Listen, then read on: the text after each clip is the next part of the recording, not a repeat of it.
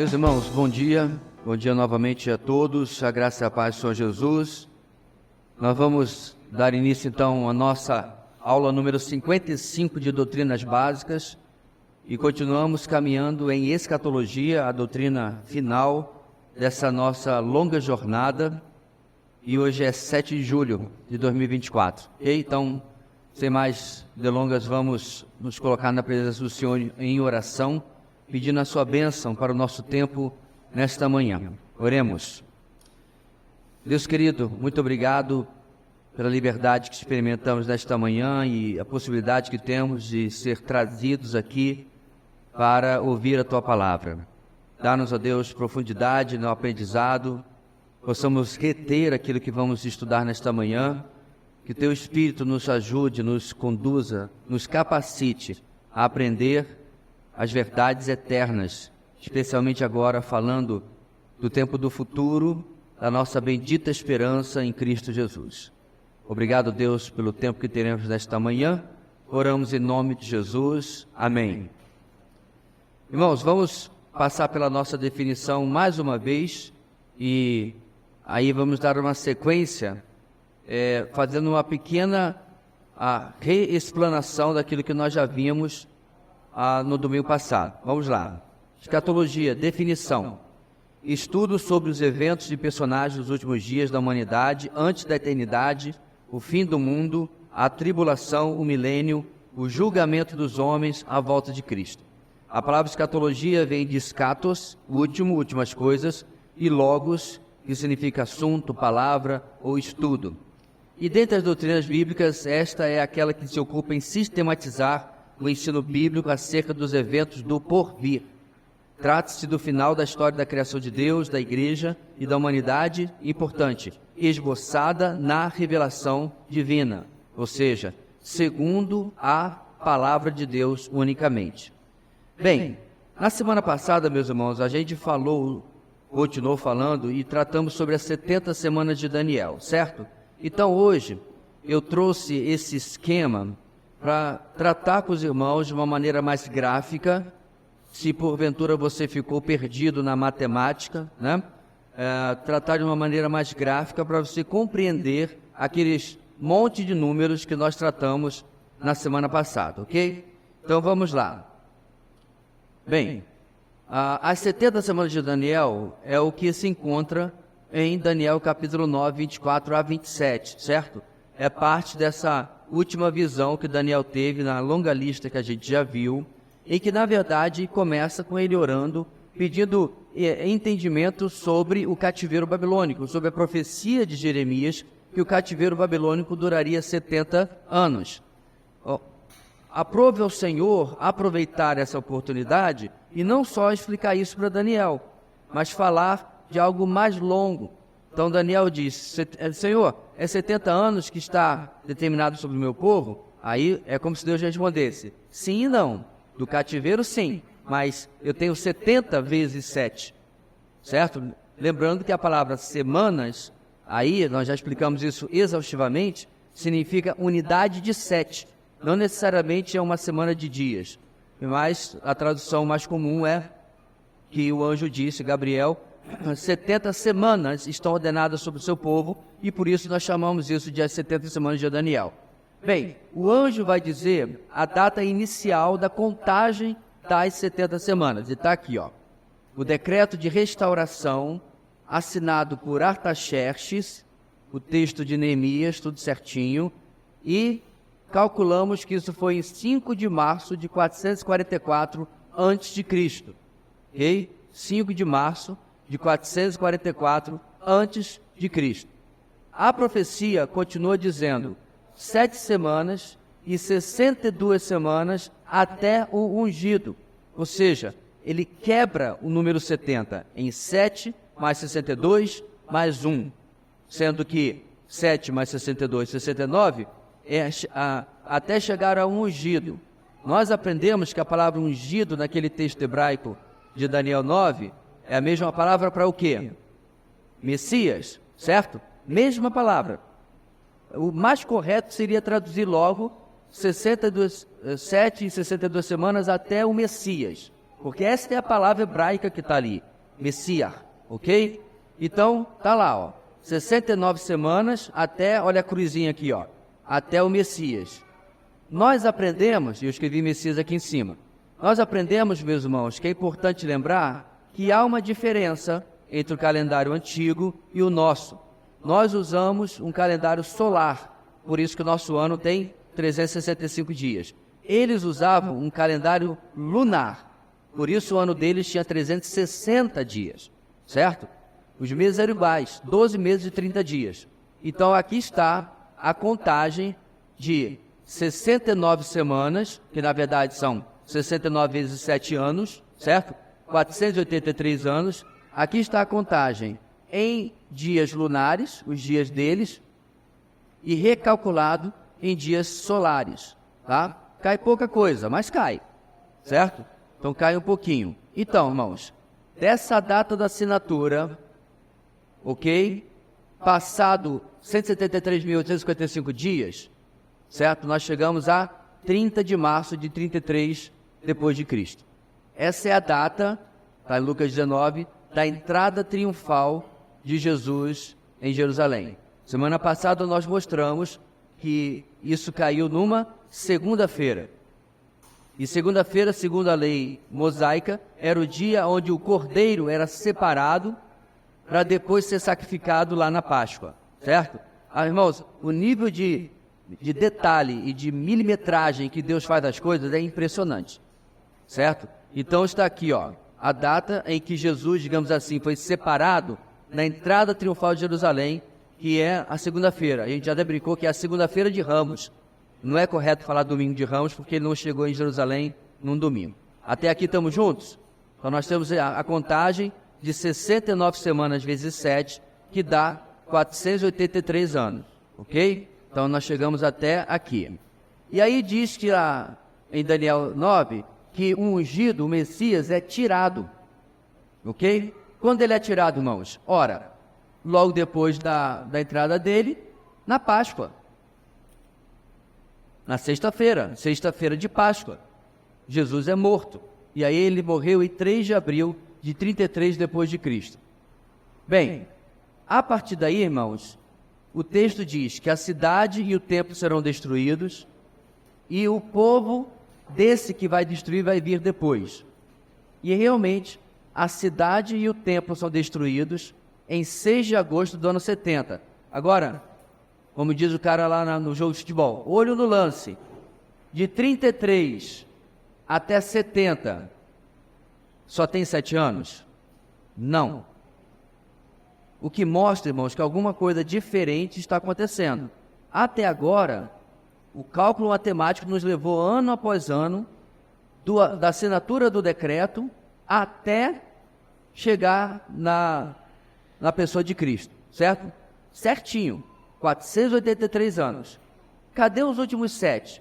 Hoje a gente vai discutir sobre isso. Por quê?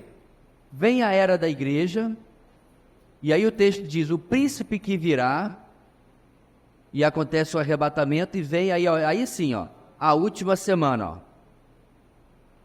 Última semana de anos, certo? E essa aqui é conhecida como tribulação. Hoje nós vamos mostrar como que você para aqui e pula para cá. Pastor, mas quando é que isso aqui aconteceu? Não aconteceu. A gente foi arrebatado? Não. Então, onde nós estamos hoje, irmãos? Aqui, ó, era da igreja, certo? Desde a morte de Cristo até hoje, nós estamos, digamos assim, nesse intervalo, vou usar muito a palavra hiato, nesse intervalo, esperando a 70ª, esperando a semana 70 de Daniel. Espera aí, pastor, o senhor está propondo que a contagem foi parada, foi pausada? Sim, e nós vamos provar biblicamente de que não só isso é possível, como não é a única ocorrência da Bíblia em que uma contagem de anos de uma profecia para e depois se cumpre depois, ok? Então, nós trouxemos isso, irmãos, para trazer uma visualização, algo mais fácil para vocês entenderem. Eu tenho outro slide com o gráfico, clica por favor. Aí o que nós vimos vai aqui para o canto, Então aqui está, meus irmãos, o cálculo que nós fizemos semana passada. Eu sinto a sua dor, eu também não sou fã de matemática, deixei isso muito claro, né? Foi algum gene recessivo que deu no meu filho número 2, porque eu não gosto em nada de matemática. Nada. Mas é ela que nos comprova, por A mais B, irmãos, que a interpretação profética está correta. Então, o que nós vimos semana passada, agora em um gráfico, em uma imagem, melhor dizendo. Olha lá, vamos lá de novo. 69 semanas de anos. Por que 69? Da assinatura do decreto até o Messias. Está lá. Vezes 7 anos de cada semana, 360 dias por ano, está lá, 173.880 dias, certo? E aí nós fizemos aí, ó, de Artaxerxes assinando o decreto até a entrada triunfal, certo? Tá tudo certinho aí, ó. Lembrando que esse aqui são anos lunares. Aqui eu coloquei a verificação. De 444 a 33 dá 476 anos. Alguma coisa está errada. Porque a gente tem que converter para anos solares. E aí quando a gente converte, a gente chega direitinho na data que eu mencionei. Isso aqui está, meus irmãos, porque depois você pode reassistir esse vídeo, pegar seu papel e caneta, fazer conta, duvido, né? Vai usar a calculadora, que eu sei. Pega a calculadora e faz a sua conta, não tem problema. Mas o número vai bater. Porque isso aí não é um negócio que a gente... coloca isso aí. Isso aqui não é coisa do PT, que ele joga os números assim e o pessoal vai acreditando, sabe? Como é que é? Não. Isso aqui é comprovado. Inclusive, o cálculo de trocar de ano, ou melhor dizendo, de dia lunar para solar, é um número da NASA, é um número de astronomia, de gente que estuda astronomia, para que a gente chegue até esse número determinado. Ok? Isso dito, vamos agora passar adiante. Passa aí, por favor. Essa é a grande pergunta que a gente tem que responder hoje. Por que, então, a 70ª semana de Daniel não acontece logo em seguida, completando os 490 anos profetizados? E detalhe, irmãos, tem gente que tentou empurrar esses 7 anos ali de qualquer maneira. Por exemplo, eu achei vários gráficos. Um dos gráficos era dos Testemunhos de Jeová. Eles fazem um cálculo. O Testemunho de Jeová não está muito aí para a verdade, né? Eles inventam sua própria verdade. Eles traduzem a Bíblia de uma maneira diferente, mesmo que o grego não diga aquilo. Então, eles chegaram à conclusão de que o cálculo das 69 semanas chega até o começo do ministério de Jesus, certo? Aí, do começo do ministério de Jesus, conta-se 7 anos até a sua morte. Só que tem um detalhe. Não foi isso que o anjo Gabriel falou. 69 semanas estão ordenadas até o ungido, e o ungido é tirado. E depois vem a 70ª semana. Você vê, meus irmãos, como que é fácil enganar as pessoas? Você joga uma coisa ali, diz que é verdade, o pessoal aceita e vai. E eu também achei uma outra explicação muito interessante. Preste atenção. O camarada está lá no site dele. Mestre, professor da Bíblia, doutor sei lá do quê. Ele conta 483 anos, as 69 semanas, direitinho, até o mesmo lugar que a gente. Achei que era interessante. Igualzinho, irmãos. Aí a semana 70, que tem que ser 7 anos também, não é isso? Se as 69 foram cada uma de 7 anos, por que a 70 vai ser diferente? Deus vai dar uma interpretação literal, depois uma interpretação simbólica, alegórica para o resto? Pois foi isso que ele fez. Os 7 anos finais, ele estende até a destruição de Jerusalém no ano 70. Ou seja, a última semana, em vez de durar 7 anos, durou, quanto mesmo? 37 anos. Entendeu? Porque Jesus morre em 33. A de Jerusalém é destruída em 70. Então ele estica esses 7 anos até lá. Pastor, mas o senhor não está esticando 2.000 anos? Não estou esticando 2.000 anos na interpretação que eu estou trazendo. A gente está dizendo que a contagem foi interrompida. Depois ela vai ser retomada, irmãos, mas são 7 anos. Então a gente tem que entender por que não tem como colocar a 70ª semana de Daniel logo depois da morte de Cristo. É isso que a gente vai fazer agora. Vamos lá. Primeira razão. Vamos lá. Bem, a 70ª semana, ou seja, os últimos 7 anos, não poderia ser contada imediatamente, pois chegamos a um ungido, né? E a última parte da profecia de Daniel 9 não se encaixa nesse período. Foi o que eu acabei de dizer. Tudo que Daniel fala, ou que ele ouve, melhor dizendo, né, do anjo Gabriel, sobre a última semana, não cabe lá. Quer ver só? Abra comigo novamente Daniel capítulo 9. Como a gente diz, né? Mata a cobra. Para você não ficar... Aliás, isso aí é uma coisa... Você deveria acompanhar essa parte, irmãos, com a sua Bíblia, deixa aberta em Daniel 9, tá? Daniel 9.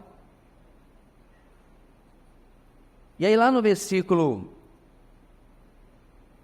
26. Versículo 26. Daniel 9, 26. Depois das 62 semanas, lembrando que uma semana já veio antes, né?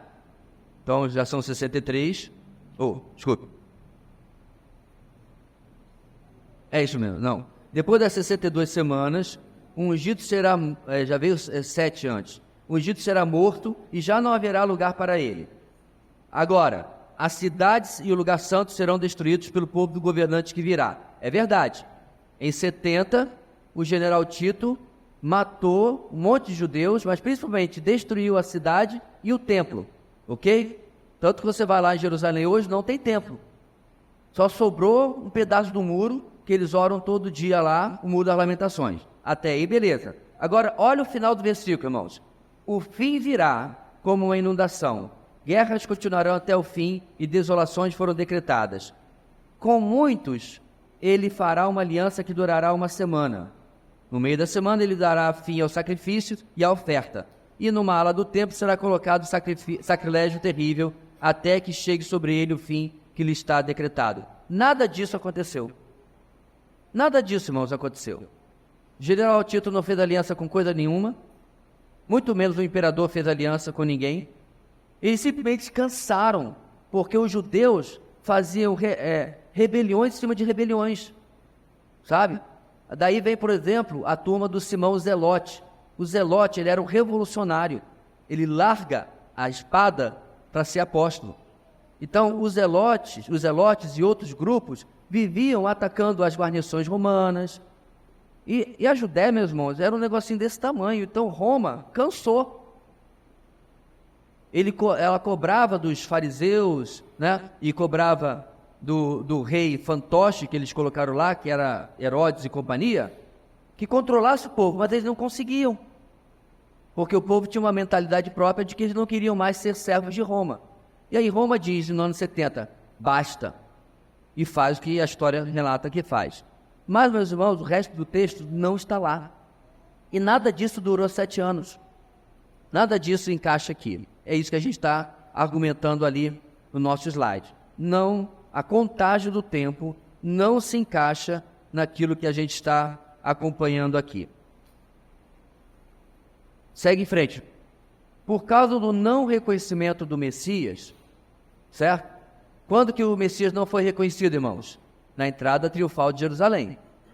Tanto que Jesus diz, quem dera hoje você reconhecesse a oportunidade que está diante de você. Jesus fala para Jerusalém, certo? Por causa do não reconhecimento do Messias por parte dos judeus, um hiato profético entra em vigor, suspendendo temporariamente o cumprimento da 70ª semana de Daniel. Tá, isso nós estamos propondo aqui, irmãos. Ali, na entrada triunfal, a contagem para e vai se cumprir no futuro, nosso futuro inclusive, porque nada, em nenhum momento na história, cumpre o que deve acontecer nesses 7 anos. Não é a única razão que a gente vai dar, mas essa que a gente está vendo primeiro. Ok? Então vamos continuar em frente. Vejamos esse ato profético no texto. Clica aí, por favor.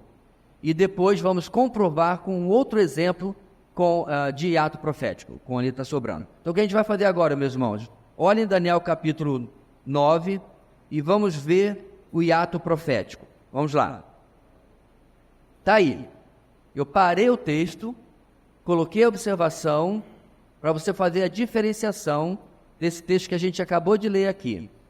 Daniel começa: depois das 62 semanas, o ungido será morto e já não haverá lugar para ele. Até aí estão juntos, certo? O Messias morreu. Olha lá, chegamos até Jesus e começa um hiato que já de quase 2000 anos, até o dia de hoje. Teoricamente, esse 2000 anos vai se resolver daqui a 7 anos, 9 anos, certo? Em 2033, completa-se 2000 anos da morte de Cristo, ok? Aí, meus irmãos, o texto de Daniel continua. A cidade e o lugar santo serão destruídos pelo povo do governante que virá. O fim virá como uma inundação. Guerras continuarão até o fim e desolações foram decretadas. Com muitos, ele quem? Governante que virá. Também chamado de príncipe em outras traduções. Fará uma aliança que durará uma semana. Olha a semana de novo aparecendo aqui, irmãos. No meio da semana, ele dará fim ao sacrifício e à oferta. E numa ala do templo será colocado o sacrilégio terrível. Eu coloquei um asterisco aqui, já vou falar dele. Até que chegue sobre ele o fim que lhe será decretado. Então, Daniel profetizou isso sobre o futuro. Aí, meus irmãos, em Mateus, o Senhor Jesus relembra isso. Mateus capítulo 24, versículo 15.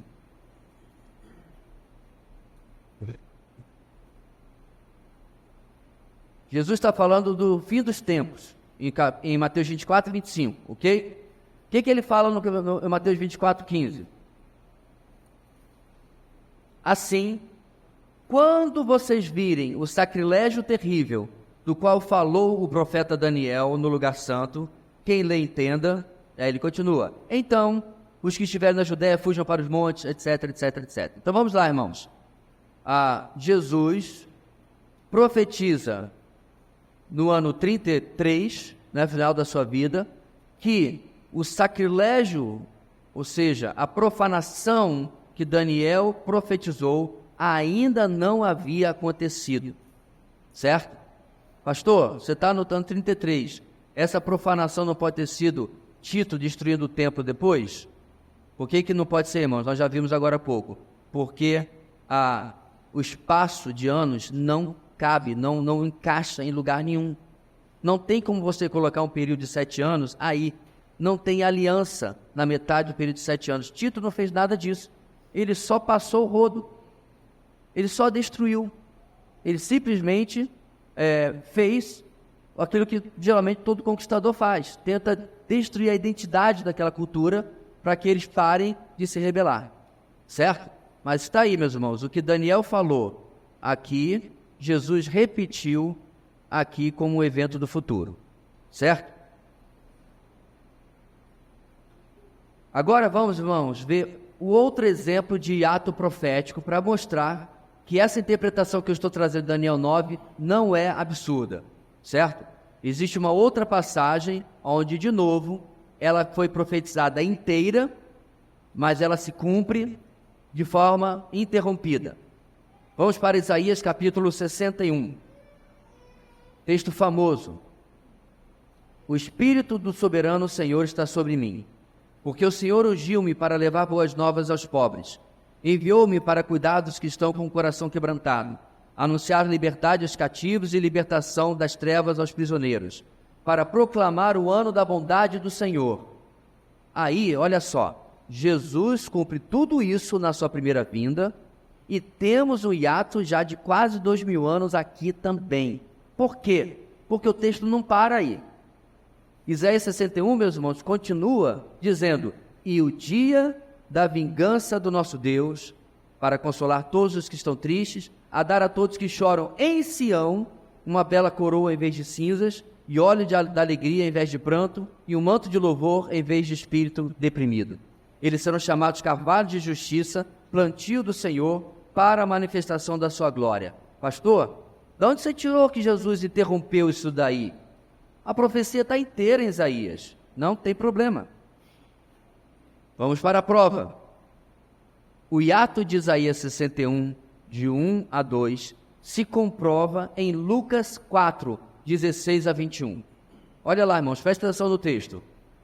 Ele foi a Nazaré, onde havia sido criado, e no dia de sábado entrou na sinagoga, como era seu costume, e levantou-se para ler.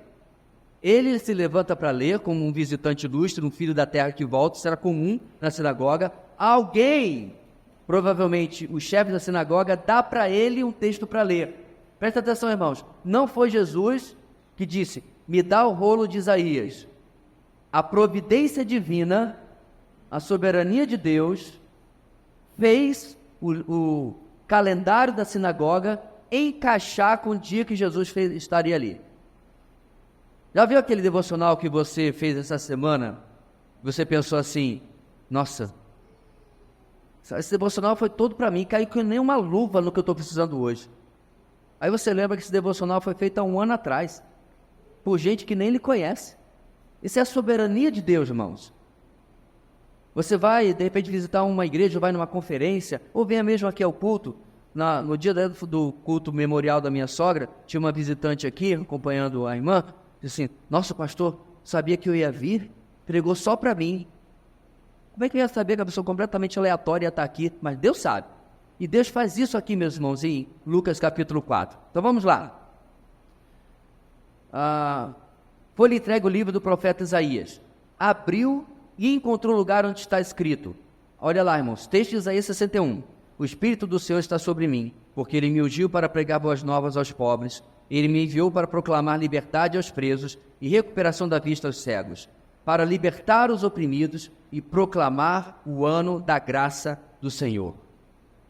Então, ele fechou o livro, devolveu-o ao assistente e assentou-se.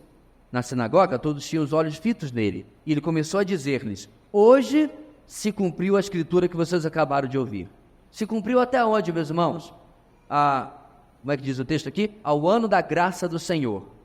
Em Isaías, no Antigo Testamento, está escrito o ano aceitável do Senhor. Isso é uma questão de diferença de tradução do hebraico para o grego, ok? Mas é o mesmo sentido. Mas repare, meus irmãos, Jesus para a leitura e diz, hoje se cumpriu a escritura que vocês acabaram de ouvir. Aí eu trago a pergunta, olha o asterisco aí, olha lá. Onde está o resto do texto de Isaías, aonde nós lemos o dia da vingança do nosso Deus, para consolar todos que estão tristes? Repare o negrito, a dar a todos que choram em Sião. Os que choram aonde, irmãos? Entre os judeus. Uma bela coroa em vez de cinzas, óleo de alegria em vez de pranto, e o manto de louvor em vez de espírito deprimido. Eles são chamados cavalos de justiça, plantio do Senhor, para a manifestação da sua glória. É ou não é um hiato profético? Quando é que essa segunda parte vai se cumprir, irmãos? Quando Jesus volta, já falei isso inúmeras vezes na pregação de Isaías, e ele é recebido como verdadeiro Messias pelo remanescente fiel de Israel. São esses, certo? Que vão se opor ao anticristo e vão se voltar para Jesus de verdade durante a tribulação, que o texto de Isaías está falando. É por isso que Jesus interrompe, irmãos, porque o resto do texto de Isaías ainda não se cumpriu. Então nós temos aí o que, irmãos? Fale comigo, hiato profético. Repita, hiato profético, para você gravar isso na sua mente. A Bíblia, irmãos, faz isso algumas vezes. Traz o cumprimento de uma profecia e o resto dela vem em outra época. Eis aqui um exemplo. A 70ª semana de Daniel é mais um exemplo de que isso acontece também. Ok? Alguma outra pergunta, irmãos? Ou alguma pergunta que ninguém fez ainda? Oi. 2033 completa 2000 anos da morte de Jesus.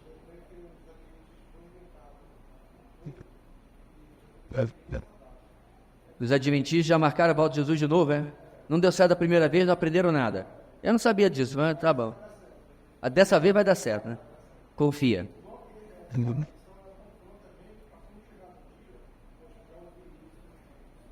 Irmãos, no ano 2033, vai acontecer alguma coisa especial? Não. Não é nada especial com o número 2000.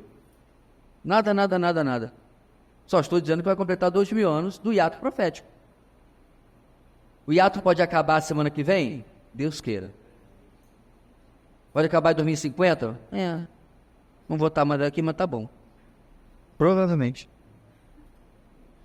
Entendeu? Nós temos que lembrar o seguinte, ninguém sabe a data. Você vai ficar marcando, fazendo contagem, fazendo continha da data de Jesus, mas é perda de tempo. É coisa de seita. Seita gosta disso. Né? Na verdade, a maioria das seitas começaram marcando volta de Jesus. Aí não aconteceu, o que eles fizeram? Cria uma explicação alternativa. No caso dos adventistas, eles marcaram, Jesus não voltou, né? A Ellen Branca errou, claro, que é uma falsa profetisa, né? Só tem pena de falar essas coisas. Não.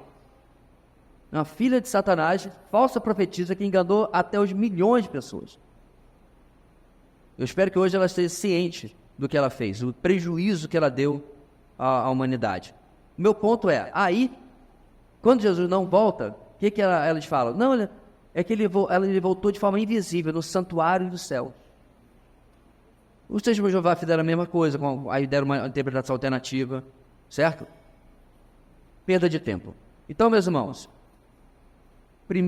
eu vou dar mais duas, tá? Primeira explicação do porquê a 70ª semana de Daniel não acontece logo depois. A gente está falando do hiato profético, ok? Vai se cumprir mais à frente.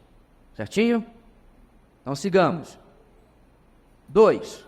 Uma outra razão textual para a qual a 70ª semana de Daniel não pode ser encontrada logo depois da 69ª é porque o livro de Apocalipse, ok? A coloca no futuro. O livro de Apocalipse, irmãos, é o último da Bíblia. Pega essa semana e ele coloca no futuro. Vamos lá. A maioria dos estudiosos evangélicos afirma que o Apocalipse foi escrito em 95 ou 96 depois de Cristo, quase final do primeiro século, ok? Isso se baseia nos relatos dos primeiros pais da igreja de que o apóstolo João foi exilado na ilha de Patmos durante o reinado de Domiciano, foi um dos piores imperadores romanos em termos de perseguição da igreja. Ele, o imperador, morreu em 96 depois de Cristo, então João pôde voltar para Éfeso. Ele é liberto, né, do exílio em Patmos, e ele volta para Éfeso, onde provavelmente ele morre logo depois. Ele já é um ancião, irmãos. Ele é bem idoso, ele é o último apóstolo vivo, certo? Ele foi o apóstolo que, inclusive, discipulou parte dos pais da igreja, se eu não me engano, os nomes às vezes, né, a idade, se não me engano, Tertuliano, por exemplo, foi discípulo dele ou foi Policarpo. Eu me vivo misturando os dois, não lembro agora de cabeça. Mas o ponto é, meus irmãos, é que ele é o último vivo, quase final do primeiro século, certo? Aí olha lá, meus irmãos, em Apocalipse 11, este João escreveu o seguinte: deram-me um caniço semelhante a uma vara de medir, me disseram, vá e meça o templo de Deus e o altar, e conte os adoradores que lá estiverem. Exclua, porém, o pátio exterior, não o meça, pois ele foi dado aos gentios, ou seja, aos não-judeus. Eles pisarão a cidade santa durante 42 meses. Darei poder às minhas duas testemunhas, e elas profetizarão durante 1260 dias, vestidas de pano de saco. Então preste atenção nesses números, irmãos. Eu trouxe novamente para você matemática. Olha lá. Está feliz? Então vamos lá. 70ª semana, é isso que a gente está tratando, certo? São 7 anos de 360 dias. Quanto é isso aqui, irmãos? Em meses. 84 meses. Quanto é 84 meses em dias? 2.520 dias. Lembrando que a gente está multiplicando por 30. Ano lunar, certo? Não está multiplicando por 31, por 28, por 30. É por 30 somente, duração dos meses dos anos lunares. Ok? Está lá, 2.520. No texto acima, este aqui, temos que Jerusalém será tomada por gentios por 3 anos e meio. Aqui, irmãos, por que 3 anos e meio? 42, metade de 84. Ok? Conta simples, 84 dividido por 2. 3 anos e meio. E as duas testemunhas, que a gente vai falar delas lá na frente, pregarão por 3 anos e meio. Metade da 70ª semana. Por que 3 anos e meio, irmãos? Porque elas pregarão por 1260 dias. Que é metade do quê? Olha aqui, ó. Então preste atenção no que eu estou defendendo aqui, que eu estou argumentando. João, no final do primeiro século, certo? ele menciona que a 70ª semana de Daniel ainda não aconteceu. Agora reparem, meus irmãos, eu fiz questão de escrever mais ali acima, de que João escreveu por volta do ano 95, 96 depois de Cristo, certo? Década de 90. Quando é que Jerusalém foi destruída, irmãos?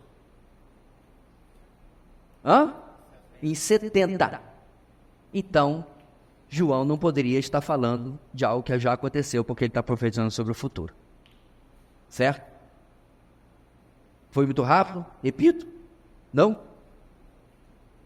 Estão me entendendo, irmãos? Na década de 90, João afirma sobre a 70ª semana de Daniel, olhando para o futuro. Então, ele não pode ter falado de uma coisa que já se cumpriu. Tá, pastor? Então, e depois de João? Depois do ano 95, 96? Não tem uma chance de ter acontecido? Pode procurar na história. Uma das razões, meus irmãos, porque não tem como ter acontecido, é porque desde o ano 70 o templo está destruído. Como é que você vai profanar o que está destruído? O templo vai ser reconstruído, isso aí eu tenho certeza absoluta. Não posso afirmar para vocês onde vai ser, mas que ele vai ser reconstruído eu tenho certeza. Então, até que o templo seja reconstruído, a profecia não tem como se cumprir. Porque o governante do povo que virá, que vai profanar o templo, precisa do templo para ele ser profanado. Ok? Então, aqui está, meus irmãos. A contagem da 70ª semana no futuro. Pastor, como é que o pessoal das outras igrejas, especialmente os amilenistas, como é que eles entendem isso aí? Esse é o problema, meus irmãos, quando você larga o literalismo do texto. Certo? Quando 10 não é 10, é qualquer outra coisa, o céu é o limite do que você pode falar. Se você ler lá, então, 10 dias estão profetizados para você, e alguém diz, então, esses 10 dias são simbólicos, são 10 séculos. Por quê? Da onde você tirou isso? O texto de Apocalipse 11, irmãos, está escrito a palavra meses aqui, aonde? Sim ou não? Sim. Está escrito a palavra dias aqui? Sim. Bate ou não bate com o cálculo? A gente está falando aqui sobre 7 anos. Então, por que você vai transformar em alguma outra coisa? Aí o pessoal transforma em tudo que pode pensar, irmãos. Fala, não, esses 1.260 dias aí são anos. Aí uns encaixam, fazem umas contas mirabolantes, começa a contar a partir da Reforma Protestante. Não estou brincando. Eu já vi, já li. Isso aí eu até esfreguei os olhos. Ele está falando isso mesmo. Eles começam a fazer, meus irmãos, umas adaptações alegóricas para poder encaixar a coisa. Mas se o texto está falando de uma medida, aquela medida tem que ser respeitada. Caso contrário, a gente não tem ideia de como você vai interpretar a coisa e cada um vai ter uma interpretação. Não é coincidência. Aqui nós estamos falando, por exemplo, das 2 testemunhas, né? Cadê tu? Pronto. Certo? Não é por coincidência. Eu peguei 3 vídeos de pastores conceituados, vou deixar o nome para lá, 3 vídeos. Pastores, 3 presbiterianos. Geralmente presbiteriano é amilenista. Peguei 3 vídeos, irmãos. Cada um dava uma identidade diferente das 2 testemunhas. Olha que interessante. Esse falava 2 coisas, esse falava 2 coisas diferentes, esse falava 2 coisas diferentes. Quando você segue essa interpretação literal que a gente está interpretando aqui, certo? Você não vai ver essa multiplicidade de interpretações. Quando a gente chegar nas 2 testemunhas, eu vou apontar quais são as 2 possibilidades que os dispensacionalistas defendem, baseado no texto, não baseado em hipóteses. Mas, depois do intervalo, a gente vai continuar e vai ver uma terceira razão porque a 70ª semana de Daniel não continua logo depois da morte de Jesus, ok? Intervalo de 5 minutos. Certo? Então, meus irmãos, vamos para a nossa terceira e última razão, que é uma que eu já falei por cima, mas eu quero agora ver com detalhes, que é o que Jesus menciona em Mateus capítulo 24. 3. Ainda uma outra razão textual pela qual a 70ª semana de Daniel não pode ser encontrada logo depois da 69ª, é por causa do que o Senhor fala, o Senhor Jesus fala, em Mateus 24, 15 e 16. Assim, quando vocês virem o sacrilégio terrível, do qual falou o profeta Daniel, no lugar santo, quem lê entenda, então os que estiverem na Judéia fujam para os montes. Ele se referia a Daniel 9, 26b e 17. A cidade e o lugar santo serão destruídos pelo povo do governante que virá. O fim virá como uma inundação. Guerras continuarão até o fim, e desolações foram decretadas.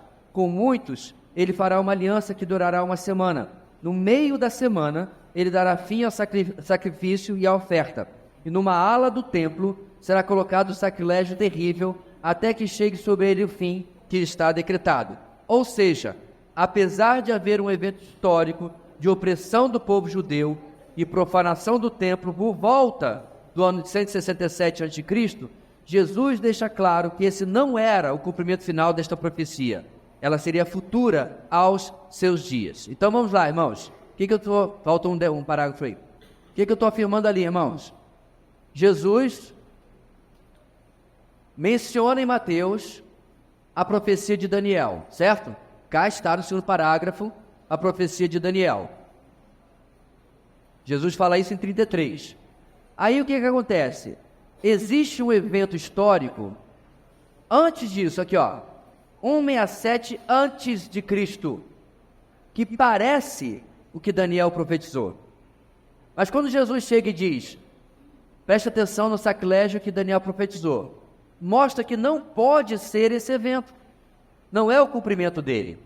Então, como é que a gente interpreta isso? A gente vai ver, meus irmãos, como que a profecia, apesar de não ser simples, ela não é tão complicada assim.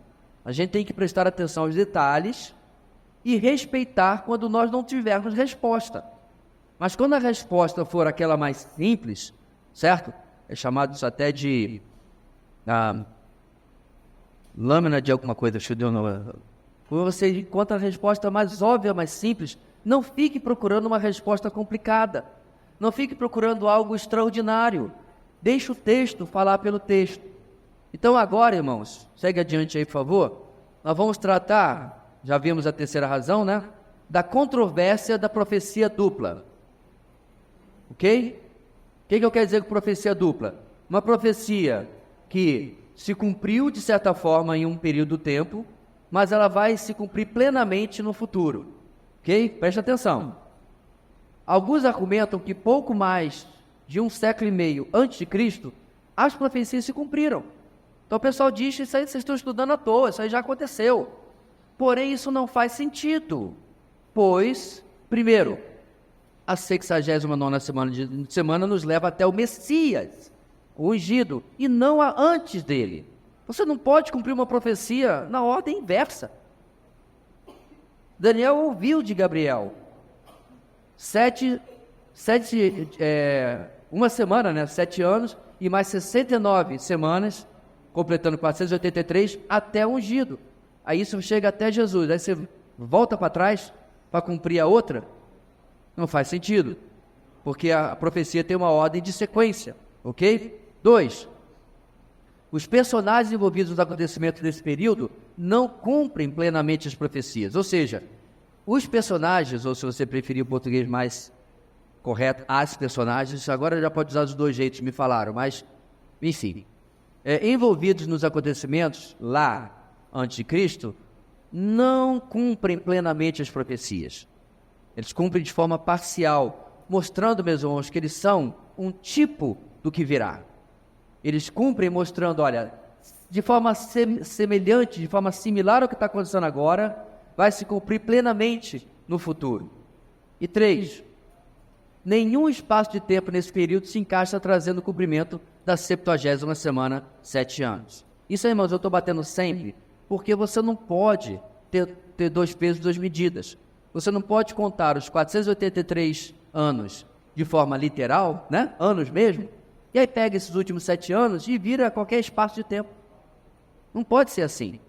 Pastor, mas o pessoal faz isso? Gente, eu já li artigo, assisti vídeo em que o camarada disse que a tribulação começa, certo? no primeiro século e se estende até hoje, 2000 anos. Os 7 anos viraram já quase 2000. Esse é o problema da interpretação alegórica. Eu posso interpretar o que eu quiser, posso falar o que eu quiser. E se eu disser para vocês que a tribulação foi o jogo do Brasil e Alemanha? O problema é meu. Loucura minha. O 7 está lá, não foi? Foi 7-1, não foi? Desculpe lembrá-los desse evento traumático. Já passou a tribulação, viu, irmãos? Agora a seleção nos dá vergonha de outras formas. Ah, pastor, só está sendo sarcástico. Ah, mas eles começaram. O ponto é que você não tem limite do que você vai afirmar. Mas se você ficar no texto e na lógica do texto, aí a coisa muda de figura. Bem, vamos continuar falando, irmãos, sobre a controvérsia da profecia dupla. A gente vai bem longe, isso inclusive fazendo uma pequena exposição do texto disso aí. Para tanto, de volta ao capítulo 8, na visão do carneiro e do bode, algo acontece com o bode, a Grécia. Lembra? Visão de Daniel, ele viu um carneiro com 2 chifres, um chifre maior e um menor. O chifre maior sendo a Média e o chifre menor sendo a Pérsia, ok? Médio-Pérsia. Ou ao contrário, irmãos, eu confesso que qual é qual, às vezes eu esqueço. Sem olhar minhas anotações aqui, me permite o ato falho. O fato é que o carneiro é assim. Aí vem um bode. O bode tinha quantos chifres, irmãos? Um só, no meio da testa. E ele via tão rápido que não tocava nem a terra. E destruiu o carneiro. O bode peludo destrói o carneiro. O texto fala que o carneiro é a Médio-Pérsia e que o bode é a Grécia, ok? Em que Alexandre o Grande conquistou tudo rapidamente. Aí o texto vai dizer que aquele chifre vai ser quebrado no auge da sua força e 4 outros chifres vão entrar no lugar. É isso que a gente vai ver agora. Porque a partir desses 4 chifres, irmãos, vai acontecer o evento que eu mencionei, que o pessoal confunde com o cumprimento da profecia. Acompanhem, olho no lance. Versículo 19, se quiser abrir a Bíblia, deixe aberto agora em Daniel 8. Versículo 19. Vou abrir a minha aqui também, que caso você tenha alguma dúvida, já estou...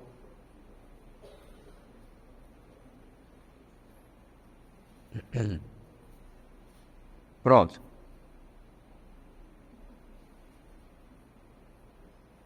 Eu vou ler os textos, irmãos, porque talvez alguém esteja... Não participou da aula do capítulo 8 e pode ficar meio perdido. Então vamos lá, versículo 19. E disse, vou contar-lhe o que acontecerá depois do tempo da ira, pois a visão se refere ao tempo do fim. Gabriel, o anjo Gabriel, afirmou que a visão dizia respeito a eventos além do tempo de Daniel. Filho do homem, saiba que a visão refere-se aos tempos do fim, dizia o versículo 17. Significativamente, esse período posterior, dentro dos tempos dos gentios, foi chamado de tempo da ira, o qual se refere aos tempos dos gentios. Esse é um período desde o reinado de Nabucodonosor até a segunda vinda de Cristo, durante o qual Israel está sendo submetido à disciplina divina. Ou seja, irmãos, desde o cativeiro, estendendo-se até hoje, até o final, quando Israel vai ser restaurado, é como se ele estivesse no tempo da ira. Os seus atos de desobediência provocaram a ira disciplinar de Deus sobre a nação. Ou seja, hoje, o judeu que se converte, ele é a igreja como eu e você. Ok? Quando a igreja for retirada, os judeus convertidos, cristãos, vão com a gente. Eu sou cristão, não tem nenhuma diferença. Mas é aí que Deus implementa o seu plano final para Israel, salvando o remanescente fiel com a chegada do Messias. Então, o versículo 19 mostra, irmãos, que a visão do carneiro e do bode, apesar de ser ida para 2 reinos, né, que eram daqueles dias, se estende até o tempo do fim. Não é isso que ele disse? Saiba que a visão refere aos tempos do fim. Como assim? A Médio-Pérsia já passou, virou coisa de museu. A Grécia já passou, virou coisa de museu. Mas ele está dizendo, meus irmãos, que a visão do bode e do carneiro tem uma repercussão que vai para o tempo do fim. Entendeu agora? Ele está mostrando que, apesar de ser uma visão que se vai se cumprir naqueles dias, vai refletir, vai ecoar, vai pular também para o tempo do fim. Vamos lá, próximo slide, versículos 20 e 21. Deixa eu lê-los. O carneiro de 2 chifres que você viu representa os reis da Média e da Pérsia. O bode peludo é o rei da Grécia, e o grande chifre entre os seus olhos é o primeiro rei. Bem, o anjo Gabriel primeiro interpretou o significado do carneiro de 2 chifres, que está lá no verso 3 a 7, como sendo a Média e a Pérsia, o mesmo império representado pelo urso levantado de um lado, que a gente viu lá no capítulo 7.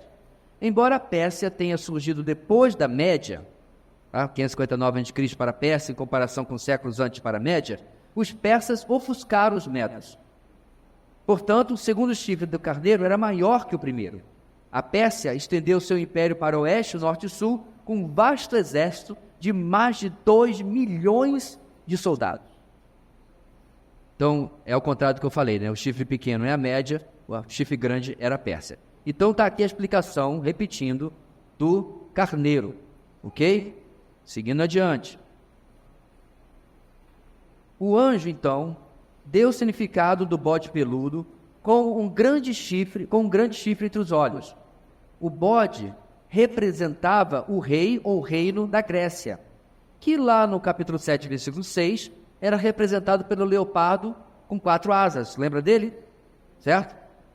E 4 cabeças, diga de passagem. O chifre único representava o primeiro rei da Grécia. Quem é ele? Alexandre o Grande. Isso, irmãos, a gente falou semana passada. Não está no texto, mas a gente deduz dos livros de história. A Grécia só teve um grande rei, que foi Alexandre o Grande. O pai dele, Filipe, também foi muito importante, mas o filho, muito superior, e as conquistas de Alexandre, né, ficaram para a história. Até eu tenho quase certeza que a maioria aqui não sabia qual era o nome do pai dele. Sabia que era Filipe? Não sabia, né? Porque quem é Filipe da fila do pão? Só deu... Não, deu a luz ele não deu não, mas ele só deu cria a Alexandre. Certo? Porque Alexandre é a figura central. Bem, e aí eu até coloquei aqui, embora seu pai, Filipe II da Macedônia, tenha unido todas as cidades-estado gregas, exceto Esparta, lembra do filme? Alexandre é considerado o primeiro rei da Grécia. Então Filipe, ele une os gregos, menos Esparta. Tá? A história do filme é verdadeira, só que é embelezada, né? Para poder fazer filme, o 300, tá? Então, de fato, os espartanos foram contra Xerxes, o rei da Pérsia, e perderam. Né? Mas depois, Filipe une os gregos, ele morre, o filho dele assume, aí sim, Alexandre derrota os persas, derrota os medos, derrota todo mundo e estabelece o grande império grego, certo? Irmãos, o império grego é tão importante, a nossa política é influenciada pelos gregos, a nossa filosofia é influenciada pelos gregos, a nossa língua é influenciada pelos gregos. Nós estamos estudando skatos, logia, grego. E detalhe, irmãos, hoje, se você fala inglês, você viaja o mundo inteiro praticamente. Naquela época era grego.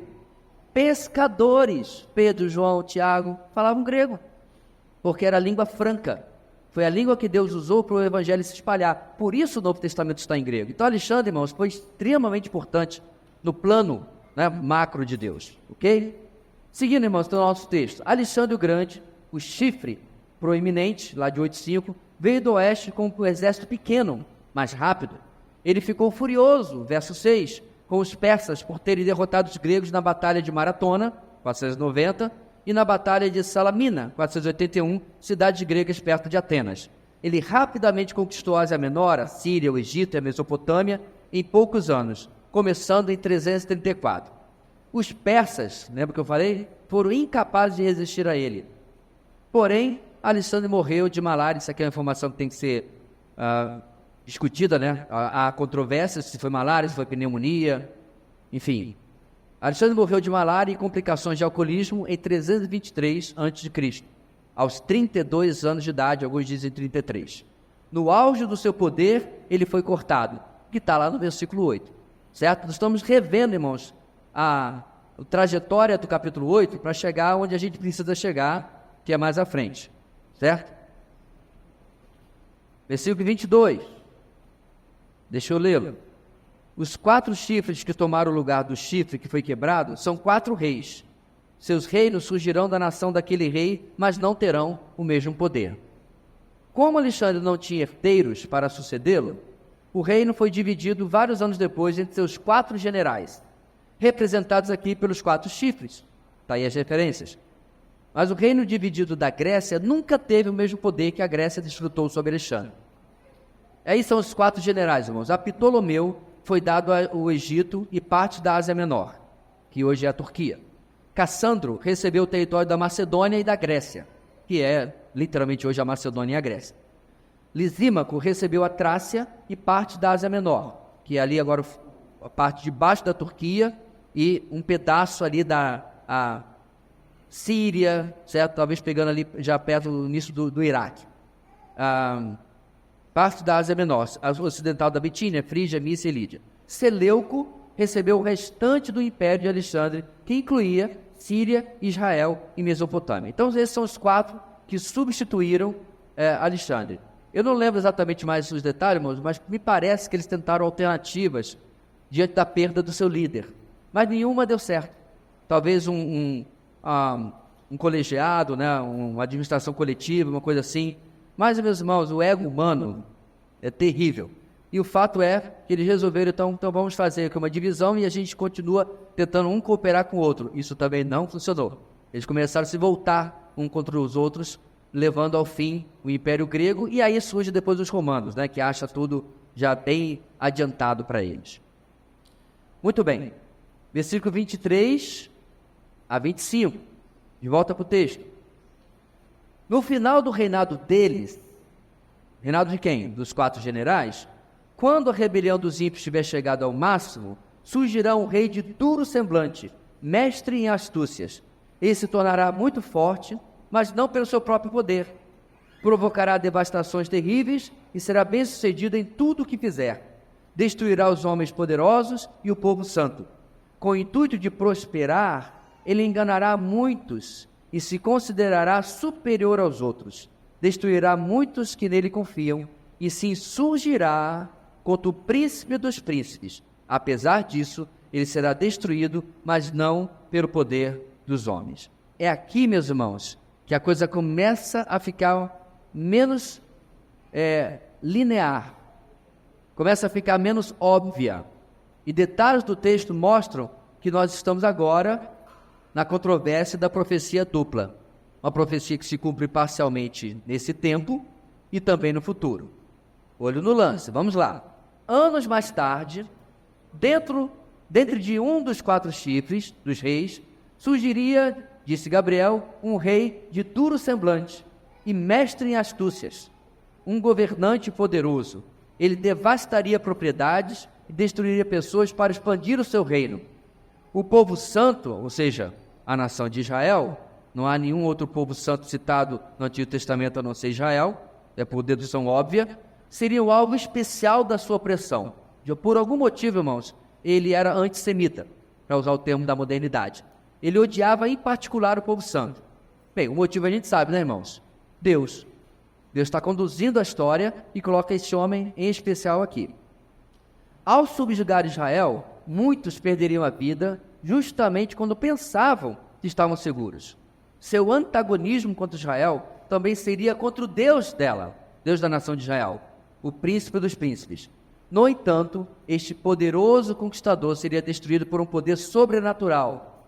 Sua ascensão não foi obra sua. O que o texto diz, irmãos? Olha lá. Ele se tornará muito forte, mas não pelo seu próprio poder. E sua queda não foi por meios humanos. Olha o texto de novo. Ele será destruído, mas não pelo poder dos homens. Este personagem do passado morreu louco na Pérsia em 163 a.C. Quem é ele? Vamos seguir adiante. O rei mencionado aqui é conhecido como Antíoco IV Epifânio. Esse Epifânio, ele mesmo deu assim o título, tá? A gente já vai ver por quê. Epifânio IV, depois de assassinar seu irmão, gente boa, que herdou o trono da dinastia Seleucida, lembra do general Seleucida? Ele estava nessa dinastia, ele mata o irmão, ele chegou ao poder em 175 a.C. Em 170 a.C., Ptolomeu VI do Egito, outro general, procurou recuperar o território então governado por Antíoco. Assim, Antíoco invadiu o Egito e derrotou Ptolomeu VI e proclamou-se também rei do Egito. Isto é o que significa, irmãos, olha lá, cresceu em poder na direção do sul, verso 9. Ao retornar desta conquista, surgiram problemas em Jerusalém, então ele decidiu subjugar Jerusalém. Verso 9, a terra magnífica. Está tudo lá no texto. O povo foi subjugado, o templo profanado e o tesouro do templo saqueado. Desta conquista, Antíoco retornou ao Egito em 168, mas foi forçado por Roma, que já começava a aparecer no cenário geopolítico, né? A sair do Egito. Ao retornar a Israel, ele atacou e queimou Jerusalém, matando multidões. Verso 10. Os judeus foram proibidos de seguir a lei mosaica na observância do sábado, das suas festas anuais, dos sacrifícios tradicionais e da circuncisão de crianças. Verso 11. Altares dos ídolos foram erguidos em Jerusalém e presta atenção, irmãos, 16 de dezembro de 167 a.C., os judeus foram ordenados a oferecer sacrifícios impuros e a comer carne de porco, ou seriam penalizados com a morte. Embora seus amigos o chamassem de Epifânio, Antíoco, o Ilustre, não é de admirar que os judeus o chamassem de Epimanes, Antíoco, o Louco. Ele mesmo, né, pediu ao pessoal da galera lá do carro comissionado que o chamasse de Epifânio, os bajuladores, os que ficavam, né, na corte. Ele era Antíoco, o Ilustre. Mas a população o chamava de Antíoco, o Louco. Então, irmãos, por que eu fiz toda essa caminhada para chegar até aqui? Porque o que Antíoco Epifânio faz é muito, muito semelhante ao que o anticristo vai fazer lá na tribulação. Mas nós já vimos, irmãos, hoje de manhã, que não tem como isso que Antíoco fez, certo? Ele fez o povo comer carne de porco, ele sacrificou uma cabeça de porco no altar do templo, ok? Não tem como isso aqui ser o cumprimento da profecia, porque Jesus fala lá em 33, quando vocês virem o que o profeta Daniel profetizou, ok? Então nós estamos, irmãos, 167 a.C., aqui no calendário. Em 33, Jesus diz que isso ainda não foi cumprido. Então, o que está acontecendo aqui em 167? É o que a gente chama, meus irmãos, de um tipo, de uma tipologia. É alguma coisa que você tem no Antigo Testamento que mostra uma sombra, uma imagem daquilo que vai se cumprir no futuro. Há muitos tipos na Bíblia. Moisés é um tipo de Cristo, por exemplo. Davi é um tipo de Cristo. São partes desses personagens que a gente verifica que apontam para alguém diferente, o melhor, superior no futuro, no caso de Jesus. Então, o que Antíoco Epifânio fez foi um prenúncio daquilo que irá acontecer no futuro. Deixa eu explicar melhor ou mais profundamente. Vamos lá. A profanação do templo por Antíoco Epifânio duraria 2.300 noites e manhãs antes de ser purificado. Está lá no versículo 14. Olha lá. Ele me disse, isso tudo levará 2.300 tardes e manhãs, então o santuário será reconsagrado. Então, Daniel ouviu do anjo Gabriel o tempo de profanação, quanto tempo duraria. Eu vou até explicar que há duas possibilidades de interpretação aqui, mas isso aconteceu no ano 167. Isso já foi. Ele já fez, já foi repurificado o templo e a vida já seguiu depois. Então vamos lá, olha ali. Alguns consideram que 2.300 noites e manhãs significa 2.300 dias mesmo. Ou seja, pouco mais de 6 anos. Nessa interpretação, os 6 anos foram desde a primeira incursão de Antíoco em Jerusalém, 170, até a remodelação e restauração do templo por Judas Macabeu, no final de 164. Essa é uma possibilidade. E os 6 anos cabem aí, ok, sem problema. Uma segunda interpretação parece preferível. Em vez de cada tarde e cada manhã representarem um dia, a referência pode ser aos sacrifícios da tarde e os sacrifícios da manhã, que foram interrompidos pela profanação de Antíoco, certo? Está lá no versículo 11. Com 2 sacrifícios feitos diariamente, as 2.300 ofertas cobriria 1.150 dias, ou seja, 3 anos. mais 70 dias apenas. Esse é o período desde a profanação do templo por Antíoco, em 167, até a reforma e restauração do templo por Judas Macabeu, no final de 164 até 163, quando todos os sacrifícios judaicos foram totalmente restaurados e a independência religiosa conquistada novamente por Judá. Bem, qualquer que seja a interpretação que se aceite, o número... Presta atenção, irmãos, é por isso que eu estou gastando tempo nesse slide. O número de 2.300 foi literal e, portanto, o período de tempo foi literalmente cumprido. Aí, de novo, vendendo meu peixe. Se a Bíblia foi literal aqui, por que ela vai ser alegórica quando menciona outros números de dias, anos ou o que quer que seja? Entenderam a minha lógica? Daniel ouviu do anjo Gabriel: a profanação vai durar 2.300 manhãs e tardes. Nós vimos duas possibilidades, quer seja manhã e tarde, seja 2.300 dias, ou o sacrifício da manhã e da tarde de um dia só, a metade, não tem problema. Você encontra um cálculo de 6 ou 3 anos que explica a profecia literalmente. O resto dela, meus irmãos, tem que ser literal também. Porque senão, meus irmãos, Daniel ficava o tempo todo assim: Gabriel, pausa, agora é literal ou é alegórico? Como é que eu interpreto isso? Quando o anjo falou para ele que o cativeiro ia durar 70 anos, Daniel não virou para ele e disse assim: mas é 70 anos, 70 anos, 70 anos? Ou é 70 anos assim, alakazam, abracadabra, e bora ver qual número vai ser? Não, ele não perguntou nada. O anjo falou 70 anos, 70 anos. O anjo falou, meus irmãos, 70 setes, baseado, porque estava no contexto de anos, ele entendeu 490 anos. Ele não discutiu.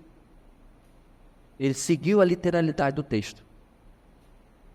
Então, as acusações, meus irmãos, de que dispensacionalista, ou se você quiser usar o termo pré-milenista, pré-tribulacionista, é literal demais, para mim não é uma acusação, para mim é um elogio. Inclusive tem até meme na internet, já brinquei, né? Falei para vocês.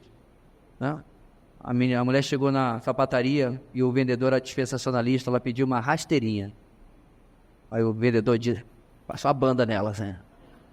Deu uma rasteirinha. Tá engraçado. E assim vai, tem um monte de piada assim, né? Deixa eu fazer piada. Porque quando você pede uma interpretação, foi o que eu falei. Você pede uma interpretação na maior parte dos estudiosos de outras linhas, as variantes sempre caem em você alegorizar, especialmente os períodos de tempo. E aí, cada um vai ter a sua própria interpretação.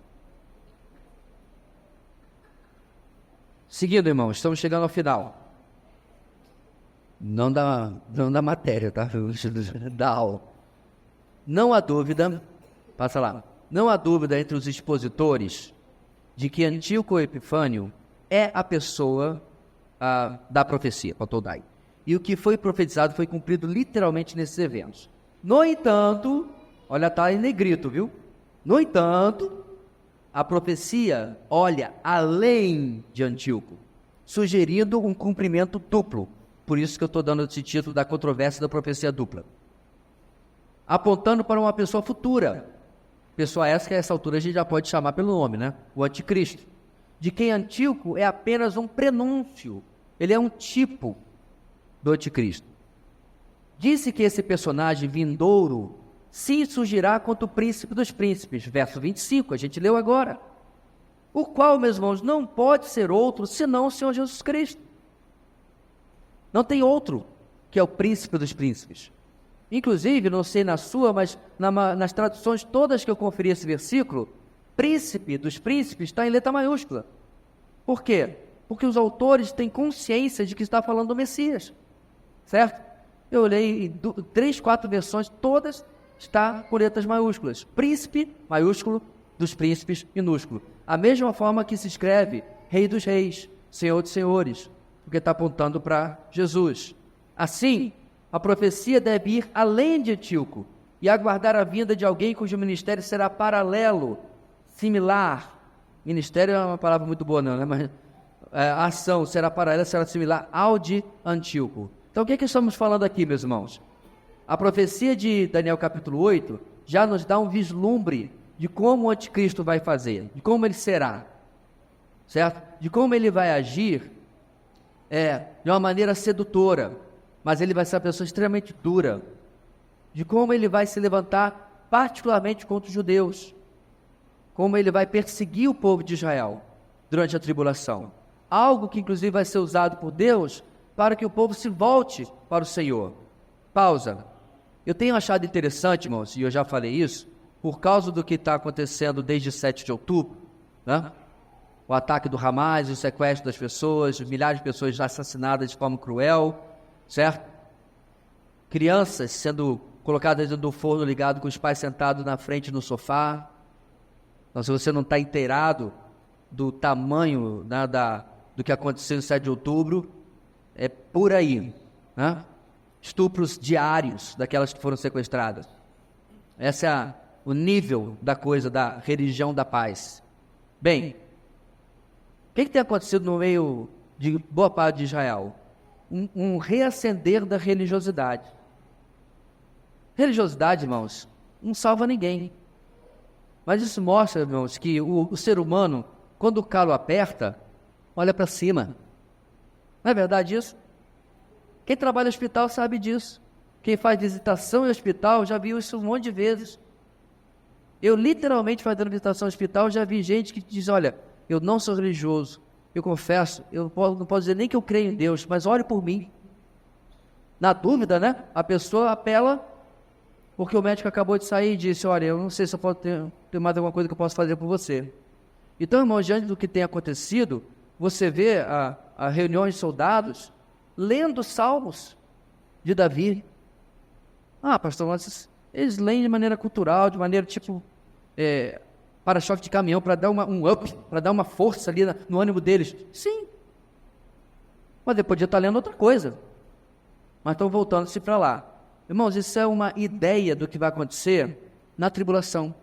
Só que aí, irmãos, a diferença é que Deus vai intervir. E o remanescente de Israel, a parte escolhida dentre esse povo étnico, vai de fato se voltar para o Messias e vai ser abertamente perseguida pelo anticristo, ok?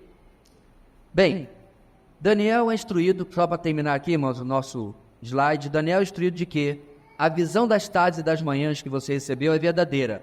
Cele, porém, a visão, pois refere-se ao futuro distante. Então, novamente, irmãos, apesar do cumprimento com o Antíoco Epifânio, cerca de 300 e poucos anos depois de Daniel, o texto fala claramente que é um futuro ainda mais distante do que isso daí. Vamos dar as nossas conclusões do que nós vimos nessa manhã para encerrar a nossa aula de hoje. Vamos lá. Conclusão. A contagem das 70 semanas de Daniel sofre uma interrupção na morte de Cristo. Até Cristo chegamos apenas até a 69ª semana de Daniel, certo? A contagem até ungido, ali é tranquila, é matemática, é só queimar os neurônios, fazer conta, ou usar na calculadora do celular, tanto faz, você vai chegar até a entrada triunfal de Cristo. Comprovamos que hiatos proféticos não são raros. Eu espero que você tenha sido convencido esta manhã pela comprovação. Jesus usou o hiato profético com Isaías 61, quando ele diz, o ano aceitável do Senhor, e ele para. E diz, hoje se cumpriu essa profecia aos seus ouvidos. Ele não lê o resto, ele não fala do resto, porque o resto é lá para o final dos tempos, ok? Então nós já comprovamos que atos proféticos não são um devaneio de interpretação. Existe na palavra de Deus. Comprovamos que Antíoco Epifânio é um tipo de anticristo, mas não cumpre as profecias totalmente. Então é verdade. Daniel capítulo 8 está se referindo a ele. Mas Daniel capítulo 8 vai além dele, e ele então serve, vamos dizer assim, de uma maquete, um modelo de alguém que vai se opor e se levantar contra o povo de Israel e vai se levantar como anticristo, ok? Comprovamos que um tempo igual a uma semana de anos é o que está profetizado, é o tempo profetizado em Apocalipse, quando é mencionado em sua metade, 42 meses, por 1260 dias, certo? Então nós comprovamos, irmãos, que a 70ª semana de Daniel é profetizada por João na década de 90 como sendo algo futuro, como sendo algo que não aconteceu ainda, jogando então a profecia para frente e dizendo, nada do que aconteceu até agora corresponde a isso, certo? Pastor, diante disso o pessoal não se dobra e aceita essa interpretação? Não, porque eles vão para o texto e alegorizam o texto. Quando eles leem lá 1260 dias, eles colocam outra coisa. Não, eles não falam, meus irmãos, que nós estamos no milênio? A minha professora de português disse que milênio são 1000 anos. Mas para eles, milênio é apenas um longo espaço de tempo. É uma alternativa, é uma opção interpretativa. Eu só não consigo entender de onde tiram isso.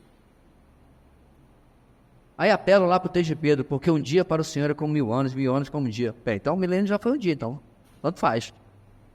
Tanto faz que você vai dizer, que vai deixar de dizer, ou a interpretação pode ser qualquer uma. Certo? Eu, meus irmãos, por questão de consciência, vou ficar no que o texto diz. Então, se o texto diz que no futuro, tá, o anticristo vai fazer uma aliança e ele vai interromper essa aliança com 42 meses. 42 meses são metade da semana, então a semana está lá. Se diz que as 2 testemunhas vão profetizar por 1260 dias, que é metade da semana de anos, a semana está lá. Ok? Inclusive, meus irmãos, quando a gente for estudar sobre as 2 testemunhas, certo? Vai dizer no texto que eles vão profetizar e na metade da semana eles são mortos. E os corpos deles vão ficar expostos em Jerusalém, as pessoas vão celebrar, vão dar presente um para o outro. Olha só, haverá motivo de alegria a morte desses 2. E diz o texto, depois de 3 dias, eles vão ser ressuscitados e vão ser elevados na frente de todo mundo. Aí você diz assim, agora o mundo se rende ao Senhor. Não. A dureza de coração, meus irmãos, durante a tribulação, vai ser inversamente proporcional a como as pessoas vão se converter. Deixa eu explicar de novo. De um lado as pessoas vão estar tão endurecidas, e de um lado as pessoas vão estar se voltando para o Senhor. Vão ser 2 opostos, extremos. Se hoje você tem aquele pessoal da coluna do meio, que gosta de frequentar a igreja, né? Não é aquele pessoal? Olha, eu não sou crente não, mas eu gosto da igreja dos crentes. Eu acho legal. Eu já tive gente, irmãos, que perguntou assim, pastor, vai ter retiro na igreja de vocês? Vai. O irmão, é de qual igreja? Nenhuma, mas eu gosto muito de retiro de igreja. Esse tipo de gente, meio barro, meio tijolo, meio café com leite, tem nada da tribulação. Ou a pessoa vai ser adoradora do anticristo, extremamente endurecida, ou vai ser os opositores do anticristo que aceitaram a Jesus e vão ser perseguidos. Ok? Para terminar, irmãos, assim, a 70ª semana de Daniel ainda irá se cumprir na história. E veremos que ela se enquadra no que é chamado comumente de tribulação. Ok? É o que a gente vai ver nas próximas semanas. Irmãos, hoje terminamos um pouquinho mais cedo, mas porque realmente o nosso alvo para hoje já foi alcançado. Pergunta, William, sempre nas canelas, Diego aqui. Aqui, Diego.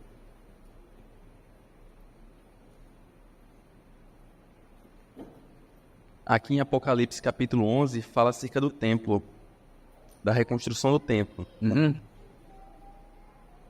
Esse templo, ou a reconstrução dele, seria um termômetro para o aparecimento do anticristo?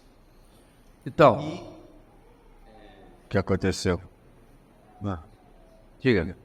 E se o anticristo surge imediatamente após o arrebatamento? Então vamos lá. Irmãos, a pergunta é se a reconstrução do templo é um sinal do aparecimento do anticristo ou se ele aparece logo depois do arrebatamento. Nenhuma peça, vamos chamar assim, do palco escatológico é suficiente para a gente dizer, agora Jesus volta. Eu vou dar o exemplo, 1948, certo?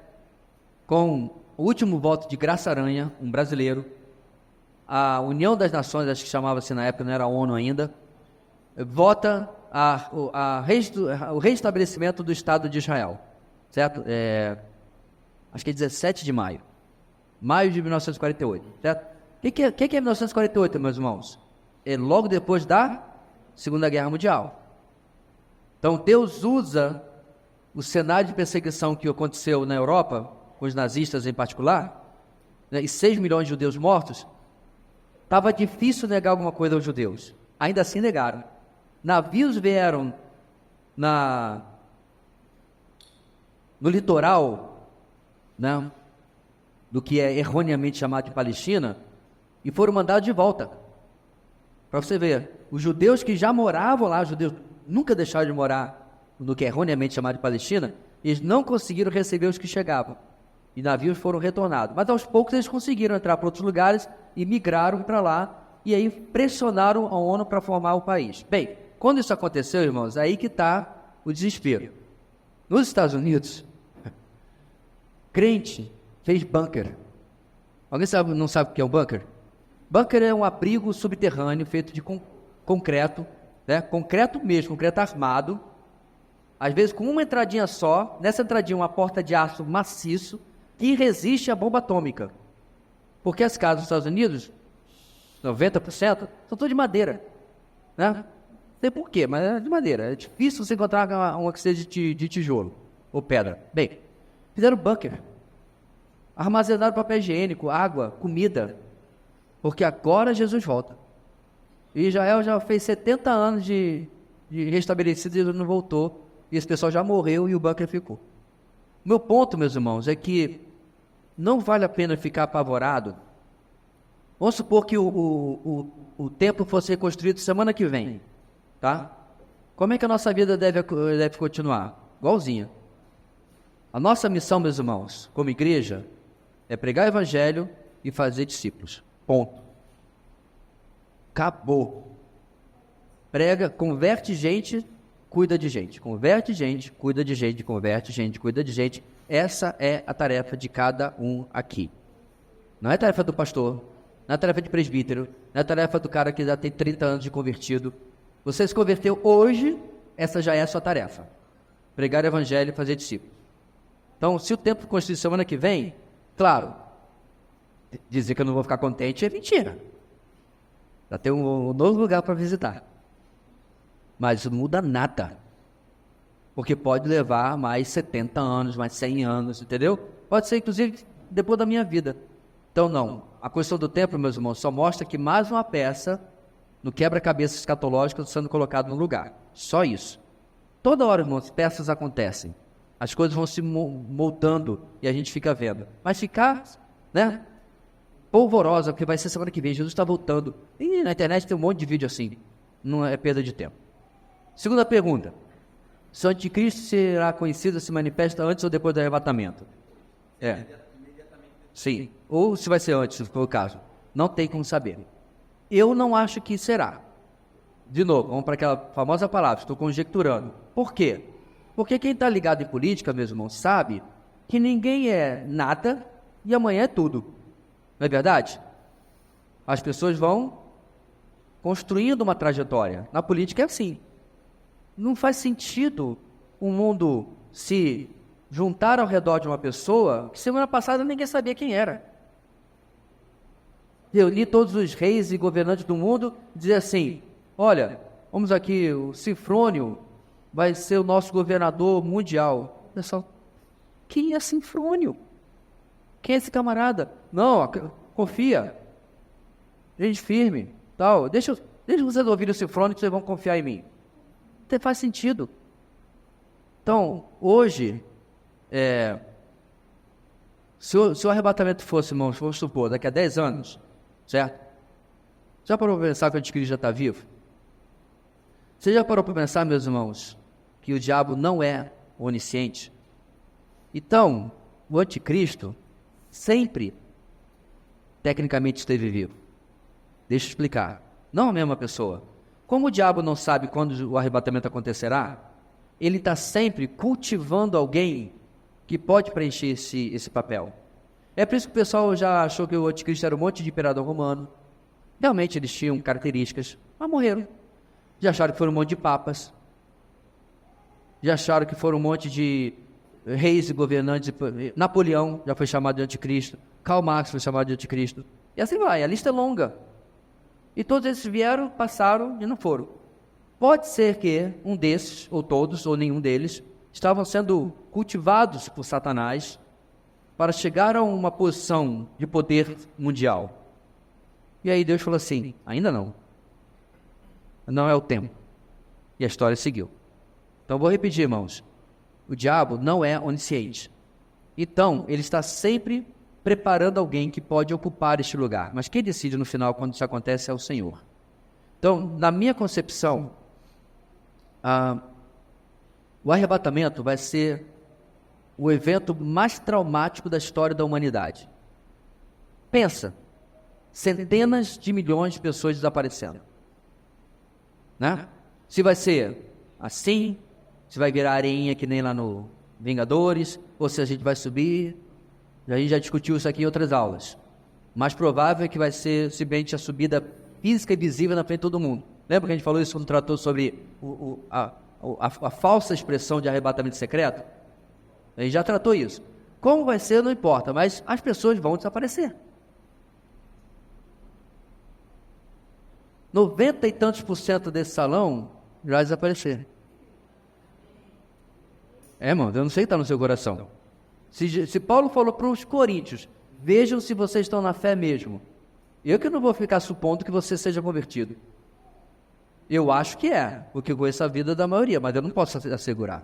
Uma coisa eu sei, se você não tem a sua vida entregue nas mãos do Senhor Jesus, e não tem certeza da sua salvação, você não sobe. Jesus volta e você literalmente fica. Aí a expressão está certa, você será deixado para trás. O arrebatamento acontece, Jesus veio buscar a sua igreja.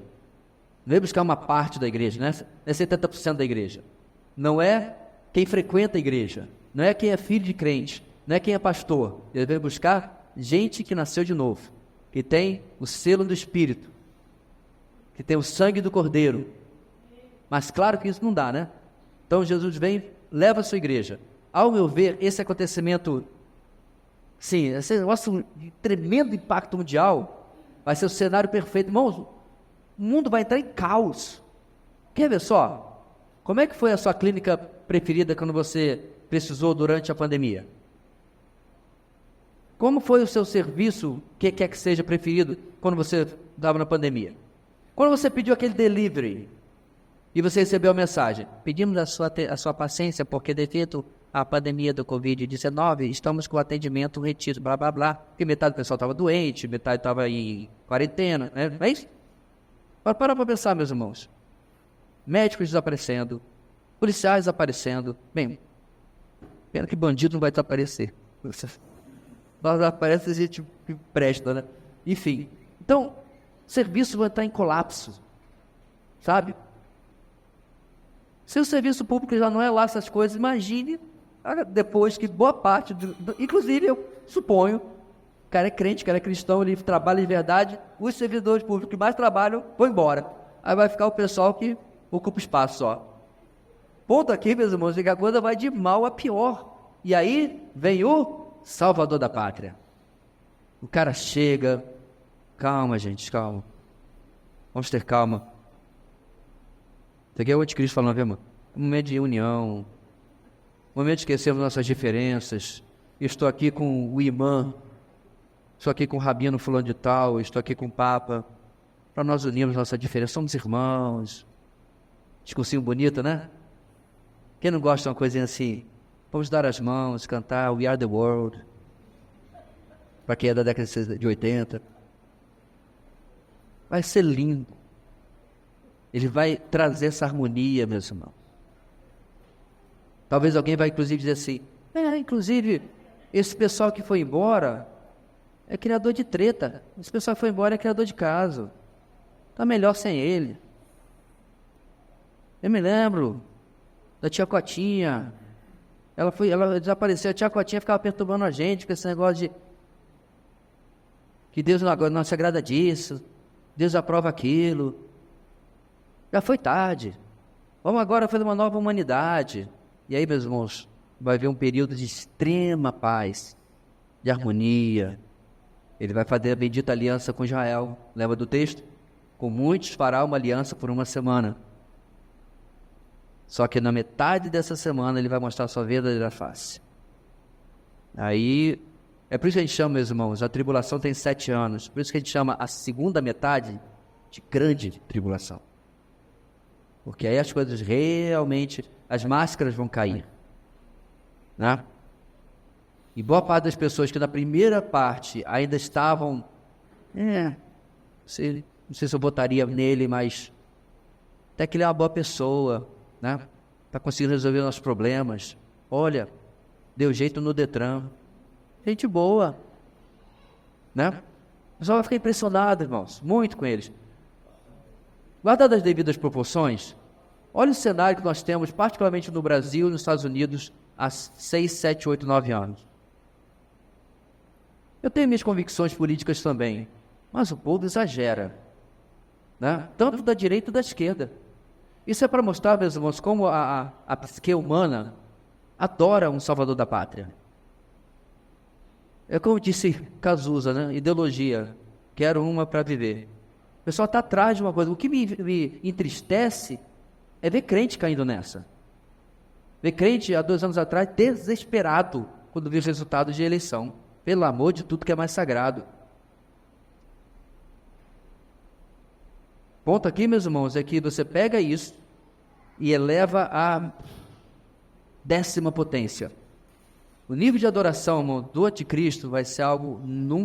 Hitler era fichinha. Vai ser um nível de adoração absurda. Pastor, esse cenário me parece inimaginável. Você nunca assistiu um documentário sobre o terceiro Reich? Era o terceiro? É o segundo. Terceiro Reich. Você nunca assistiu um documentário sobre o terceiro Reich? Gente, o que as pessoas acreditavam sobre Hitler era inimaginável. Inimaginável. É claro, muitos alemães foram mantidos na ignorância. Alguns moravam a 10 quilômetros de Auschwitz, de Dachau. Viam as fornalhas, mas tem um ditado americano que diz que a ignorância é uma bênção, né? E se mantinham na ignorância. Os aliados pegaram essas pessoas lá, trouxeram ao campo de concentração depois de fazer a libertação, para que eles enterrassem os corpos. Tem um vídeo na internet deles entrando, mulheres, na década de 40, vestidinho, bolsa, os homens de chapéu, tal, sorridente. Não fizemos nada, a gente não era soldado e tal. Depois mostra eles saindo, em pranto, porque agora souberam o que aconteceu. Mas eles pelo menos foram mantidos na ignorância. E os soldados? E os líderes da ideia? Você pode aplicar a mesma lógica ao comunismo na União Soviética, ao comunismo na China. Gente, na China foram milhões executados. Milhões. Quando o ateu falar para você que a religião matou, eu falei assim, a política matou mais. Particularmente o nazismo, o socialismo e o comunismo. Milhões. E as pessoas, como diz alguém na mídia, a democracia morreu em aplausos. Vai ser o que aconteceu na história. E alguém tem dúvida que vai acontecer de novo na tribulação? Eu não tenho nenhuma. Especialmente, meus irmãos, porque o nosso Deus assim tem determinado o que irá acontecer. Ok? Deu por hoje? Vamos ficar de pé, meus irmãos.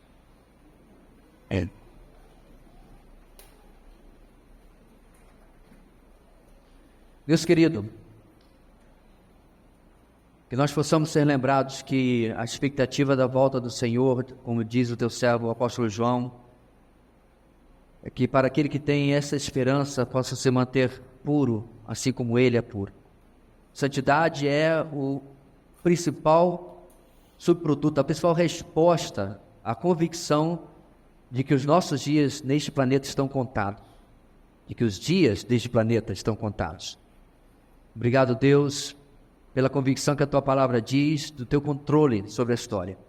Dá-nos um dia de descanso e à noite possamos estar aqui de volta para louvar o Teu nome, ouvir a Tua Palavra em Isaías e continuar crescendo na graça e no conhecimento do Senhor. É a nossa oração em nome de Jesus. Amém.